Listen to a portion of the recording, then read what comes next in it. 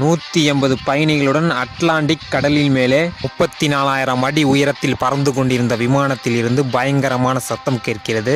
உடனே விமானி வெளியே ஓடி வந்து விமானத்தின் இன்ஜின் பழுதடைந்து விட்டதால் விமானம் கடலிலே விழப்போகிறது, அனைவரும் இருக்கையில் அமர்ந்து கொள்ளுங்கள் என்றும் அறிவுறுத்துகிறார். துணை விமானி விடாமல் முயற்சி செய்து கொண்டிருக்கிறார். துணை விமானி இன்ஜின் செயல்பட தொடங்கிவிட்டது என்றும் குறிப்பிடுகிறார். கடலை தொட இருந்த விமானம் மேலே சென்று பக்கத்து நாட்டில் எமர்ஜென்சி லேண்டிங் செய்து விடுகிறார்கள். இந்த செய்தி உலகம் முழுவதும் காட்டு தீ போல் பரவ அனைத்து நாட்டு பத்திரிகையாளர்களும் அந்த விமான நிலையத்துக்கு வந்து விடுகிறார்கள். விமானத்தில் பயணம் செய்த பயணிகளிடம் அங்குள்ள பத்திரிகையாளர்கள் சாவின் விளிம்பிற்கே சென்றுவிட்டு வந்திருக்கிறீர்கள், உங்களுடைய மனநிலைமை எப்படி இருக்கிறது, எதை பற்றியாவது வருத்தப்பட்டீர்களா என்று கேட்டபோது ஒருவர் கூறுகிறார் என்னுடைய பேங்க் பேலன்ஸ், மற்றொருவர் கூறுகிறார் நான் கட்டி அழகான வீடு.